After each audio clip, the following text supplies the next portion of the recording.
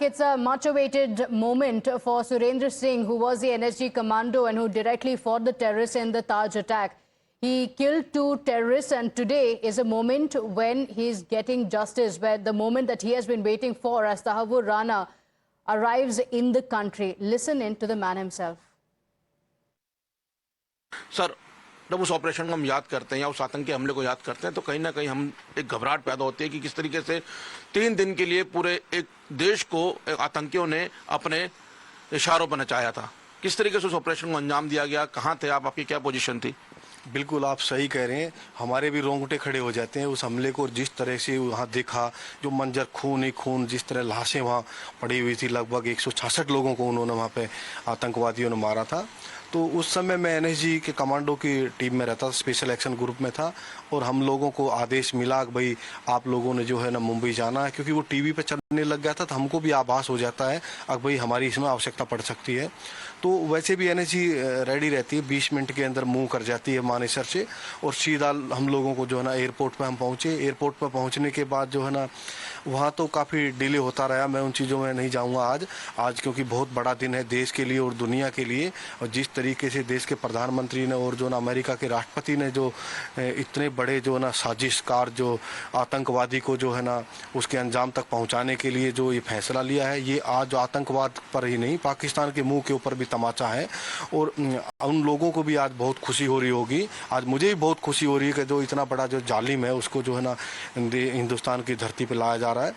तो उस हमले में जो ना हम लोगों को फिर वहाँ सुबेरे के टाइम हम वहाँ पे पहुँचने के बाद बाई एयर गए। यहाँ से जाने के बाद हम लोगों को हेलीकॉप्टरों से जो है ना ड्रॉप कर दिया गया। मैं ताज होटल के वहाँ ड्रॉप किया गया, और मैं ये कहूँगा कि हमारी जो पहला हेलीकॉप्टर था, पहला कमांडो जो ड्रॉप होने वाला था, वह कमांडो सुरेंद्र सिंह, मुझे ही मौका मिला।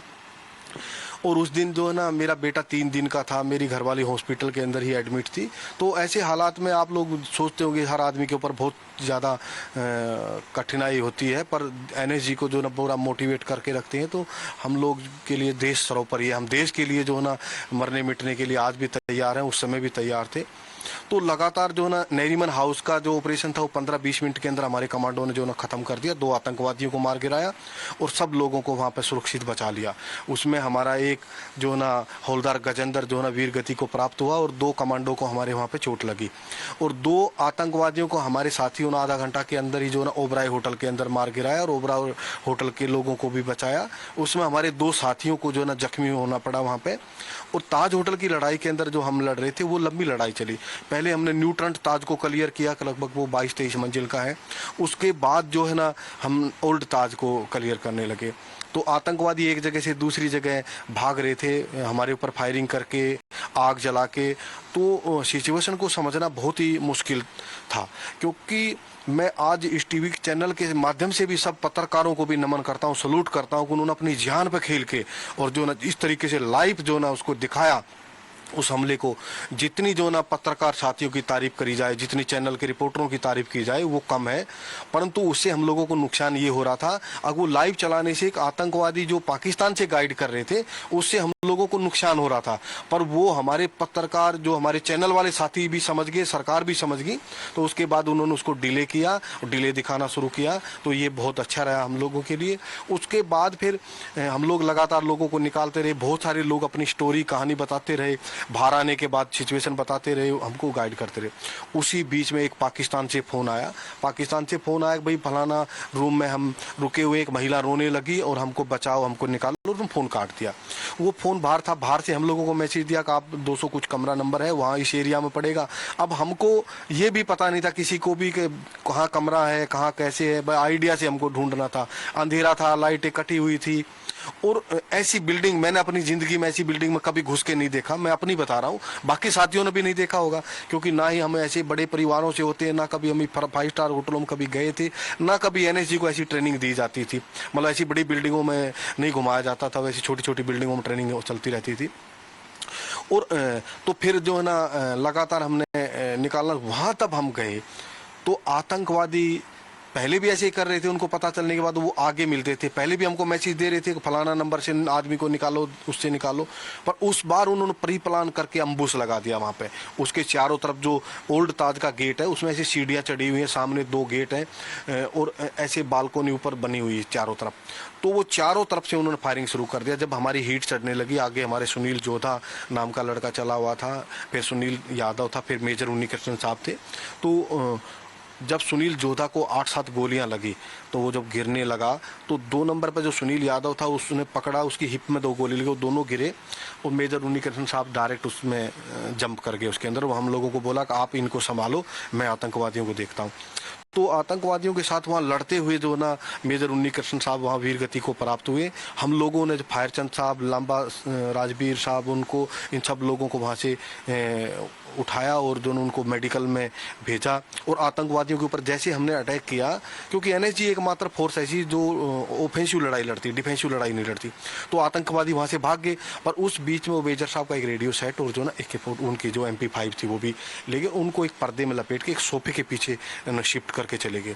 तो वो लगातार 8 घंटे तक ऐसे चल रहा। हम जहाँ जाएं हमारे ऊपर फायरिंग हो और MP5 की फायरिंग हो। जो हथियार हमारे पास MP5 थी और उनके पास आतंकवादी के पास AK-47 थी।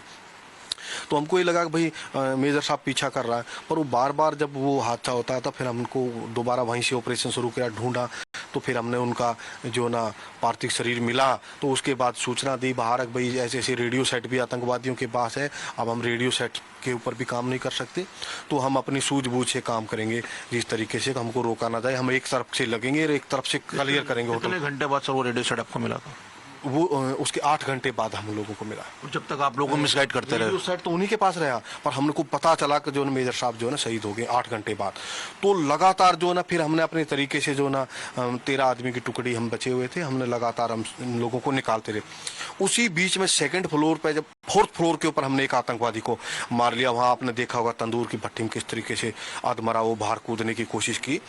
और उसके बाद हमारा मनोबल भी बढ़ा। जिस तरीके से एक सैनिक का मनोबल, जो मोटिवेशन की, सेल्फ मोटिवेशन की आवश्यकता होती, तो फिर 3rd फ्लोर क्लियर किया। फिर उसके बाद हम 2nd फ्लोर जब क्लियर कर रहे थे तो एकदम दरवाजा खुला और मेरे ऊपर जो ना आतंकवादी ने ग्रेनेड फेंका। मैं गाइड चल रहा था, पहले चेंज होते रहते हैं वो तो हर आदमी को करता है। तो एकदम जो मेरे पीछे वाले थे मैंने उनको पुश कर दिया, तो पीछे वाले कमरे के अंदर उनको जगह मिल गई, उसमें घुस के।